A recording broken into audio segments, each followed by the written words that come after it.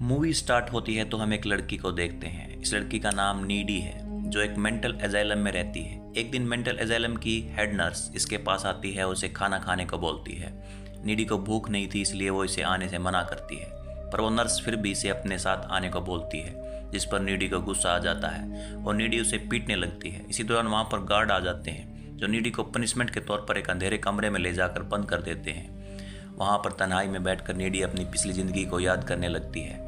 वो अपनी best friend Jennifer को भी बहुत मिस करती है। यहाँ से ये स्टोरी फ्लैशबैक में जाती है और हम एक विलेज ट्रैवल कैटल को देखते हैं। इस विलेज में एक वाटरफॉल भी था, जिसका सारा पानी नीचे बने हुए एक होल में जाता था। बहुत बड़े बड़े साइंटिस्ट रिसर्चर अपनी टीम के साथ यहाँ पर आए, लेकिन न तो वो आज तक इस होल की गहराई का अंदाज़ा लगा पाए और ना ही इस बात का कि इसमें गिरने वाला पानी आखिर जाता कहाँ पर है। अगले सीन में हम एक लड़की को देखते हैं। इस लड़की का नाम जेनिफर है, जो अपने कॉलेज की सबसे ज़्यादा ब्यूटीफुल, पॉपुलर और ऑल टाइम मस्ती में रहने वाली लड़की होती है। दूसरी तरफ हम नीडी को देखते हैं, जो अपनी फ्रेंड से बहुत ज़्यादा डिफरेंट थी। वो बहुत ही सिंपल और आम लड़की थी। नीडी का एक बॉयफ्रेंड भी होता है, जिसका नाम चिप है। एक दिन नीडी अपने बॉयफ्रेंड के साथ अपने घर पर होती है। वे दोनों एक दूसरे के करीब आने लगते हैं। तभी वहाँ पर जेनिफर आ जाती है। उसे अपने साथ आज रात पार्टी में आने का कहती है। नीडी अपने बॉयफ्रेंड को वहीं पर अकेला छोड़कर जेनिफर के साथ चली जाती है। इस पार्टी में एक बैंड परफॉर्मर निकोलस परफॉर्म करने वाला था। जेनिफर वहाँ उसकी तरफ अट्रैक्ट हो जाती है और उसे एक ड्रिंक ऑफर करती है। अब जेनिफर वहाँ पर निकोलाई के लिए ड्रिंक लेने के लिए जाती है। तभी निकोलाई अपने फ्रेंड्स के साथ मिलकर जेनिफर के साथ रेप करने की प्लानिंग करता है। ये सारी बातें नीडी चुप कर सुन लेती है। अब वो जेनिफर के पास आती है और उसे निकोलाई की प्लानिंग के बारे में बताती है, पर जेनिफर नीडी की किसी भी बात पर ट्रस्ट नहीं करती। अब क्लब में निकोलाई की परफॉर्मेंस स्टार्ट हो जाती है और वह एक गाना गाने लगता है। तभी अचानक क्लब में शॉर्ट सर्किट होने की वजह से आग लग जाती है। आग इतनी भड़क जाती है कि हर कोई अपनी जान बचाने के लिए भागने लगता है। इसी दौरान नीडी और जेनिफर भी क्लब की खिड़की से कूदकर बाहर आती हैं और अपनी जान बचाती हैं। बाहर आकर इन्हें पता चलता है कि क्लब कंप्लीटली जल चुका है।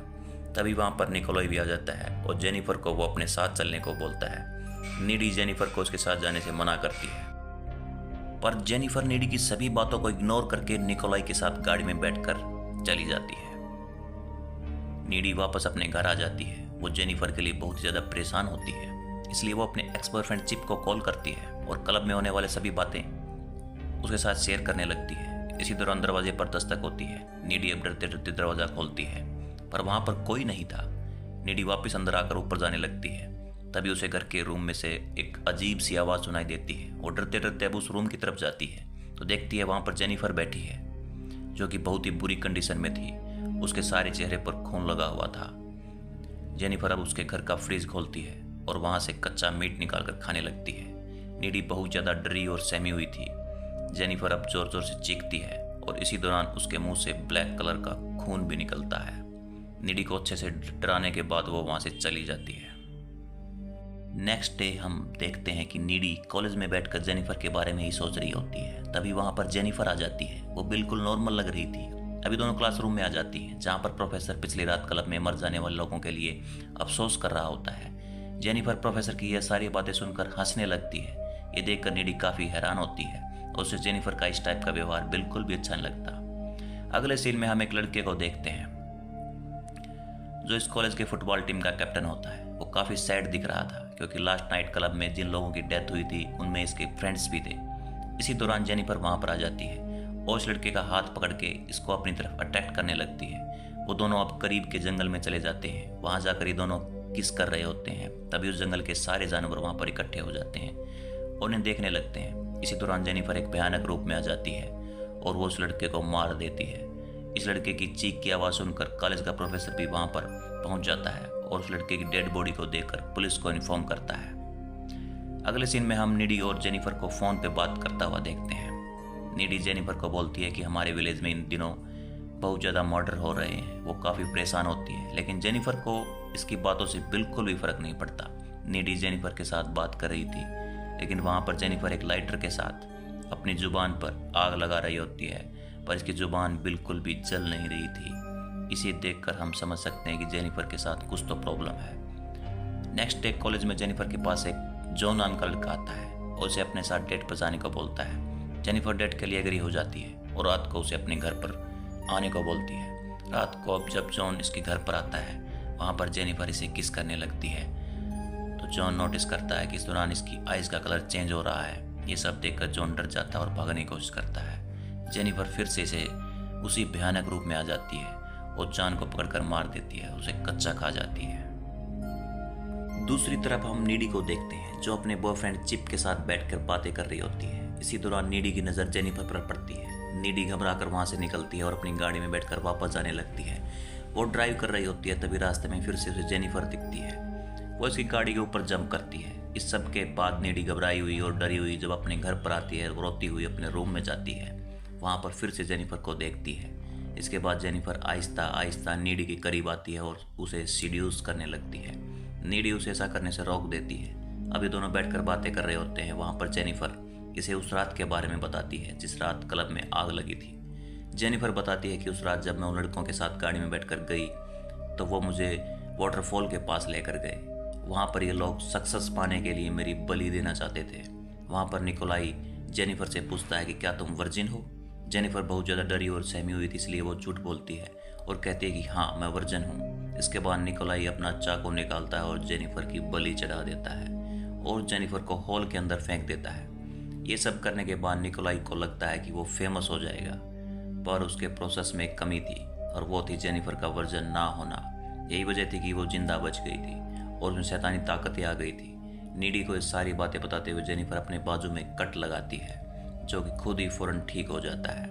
ये देखकर नीडी काफ़ी हैरान होती है। वो काफ़ी डरी हुई थी, इसलिए वो जेनिफर को वहाँ से जाने को बोलती है और तभी जेनिफर विंडो से जंप करके वहाँ से चली जाती है। इसके बाद हम देखते हैं कि जेनिफर एक लाइब्रेरी में जाती है। वहाँ पर वो बुक निकालकर सर्च करने लगती है कि आखिर जेनिफर के साथ हुआ क्या है। आखिरकार नीडी को ये मालूम हो जाता है कि निकोलिन ने उसको वर्जिन समझकर उसकी बलि चढ़ाई, पर वो वर्जिन नहीं थी। यही वजह थी कि उसकी बॉडी पर शैतानों ने कब्जा कर लिया था। यही वजह थी कि वो इंसानों को मारकर उनका गोश्त खाने लगी थी और अगर वो ऐसा नहीं करेगी तो वो जवान और सुंदर नहीं रह सकती। इस बुक में उसे यही पता चलता है कि जेनिफर को मार देने का एक ही तरीका है और वो है सिर्फ उसके दिल पर वार करना। इसके अलावा उसे कहीं पर भी मारोगे तो वो फौरन से ठीक हो जाएगी। नीडी को अचानक अपने बॉयफ्रेंड का ख्याल आता है कि कहीं जेनिफर उसे भी ना मार दे। वो अपने बॉयफ्रेंड के पास जाती है, उसे जेनिफर की सारी हकीकत बताती है। उसे बताती है कि जेनिफर अब नॉर्मल लड़की नहीं है, अब वो एक शैतान बन चुकी है, उससे दूर रहना। वो इसकी बातों पर ट्रस्ट नहीं करता और नीडी उससे ब्रेकअप करके वहाँ से आ जाती है। आज की रात कॉलेज में नाइट पार्टी थी, नीडी भी वहाँ पर थी। वहाँ हम चिप को देखते हैं जो कि इस पार्टी में आने के लिए पैदल ही आ रहा था। तभी जेनिफर उसके पास आती है और नीडी की बुराइयां करने लगती है। वो वहाँ चिप को कहती है कि नीडी का कैरेक्टर ठीक नहीं है। इसी दौरान जेनिफर उसे सीड्यूस करने लगती है ताकि वो इसकी तरफ अट्रैक्ट हो जाए। चिप को भी इसमें इंटरेस्ट होने लगता है, इसलिए दोनों जंगल की तरफ चले जाते हैं। दूसरी तरफ नीडी का दिल घबरा रहा होता है। उसे ऐसा लगता है कि जैसे जेनिफर चिप के साथ कुछ बुरा करने वाली है, इसलिए वो पार्टी छोड़कर बाहर आती है और चिप को ढूंढने लगती है। वहाँ जेनिफर को चिप जंगल में अकेले बैठकर बातें कर रहे होते हैं। वहाँ चिप जेनिफर को बोलता है कि मैं अब भी नीडी से प्यार करता हूँ। ये सुनकर जेनिफर को गुस्सा आ जाता है। वो चिप को पानी में धक्का दे देती है और उसे मारने के लिए पानी में छलांग लगाती है। वो चिप को मारने की वाली होती है, तभी वहाँ पर नीडी आ जाती है। अब इन तीनों की वहाँ पर फाइट होती है जिसमें चिप मारा जाता है और जेनिफर वहाँ से भाग जाती है। नीडी बहुत ही तकलीफ में होती है। वो चिप की डेड बॉडी के पास बैठकर बहुत रोती है।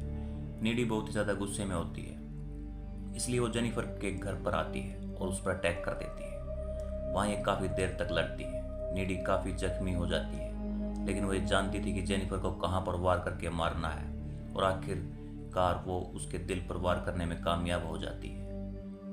जो ही नीडी जेनिफर के दिल में अपने खंजर से वार करती है, वहाँ पर जेनिफर की मदर आ जाती है और उसे ऐसा करता हुआ देख लेती है। यही वजह थी कि नीडी को जेनिफर के मर्डर में के जुर्म में एक मेंटल एजाइलम में भेज दिया गया था। अब ये स्टोरी वापस प्रेजेंट में आ जाती है। यहाँ पर हमें पता चलता है कि फाइट के दौरान जेनिफर ने नीडी के कंधे पर काटा था, जिसकी वजह से नीडी में भी वो शैतानी ताकतें आ गई थी। और अब हम देखते हैं कि नीडी उस जेल को तोड़कर उसी वाटरफॉल के पास जाती है जहाँ पर जेनिफर की बलि चढ़ाई गई थी। वहाँ पर नीडी को वो ही चाकू मिलता है जो निकोलाई ने जेनिफर के सीने में मारा था। नीडी अब निकोलाई के पीछे जाती है। निकोलाई अपने बैंड मेंबर्स के साथ एक कंसर्ट में होता है। वहाँ पर वो सारे बैंड मेंबर एक रूम में बैठकर ड्रग एंजॉय कर रहे होते हैं। तभी वहाँ पर कुछ ऐसा होता है कि वो सारे बैंड मेंबर मारे जाते हैं। किसी को भी कुछ पता नहीं था कि आखिर ये मर्डर हुए कैसे। एंड में पुलिस को सीसीटीवी कैमरे की मदद से पता चलता है कि यहाँ पर नीडी आई थी। नीडी ने जेनिफर और उन सारे मर्डर्स का बदला ले लिया था। जो इन लड़कों की वजह से जेनिफर ने किए थे, और यहीं पर ये स्टोरी एंड होती है। मिलते हैं अगले वीडियो में।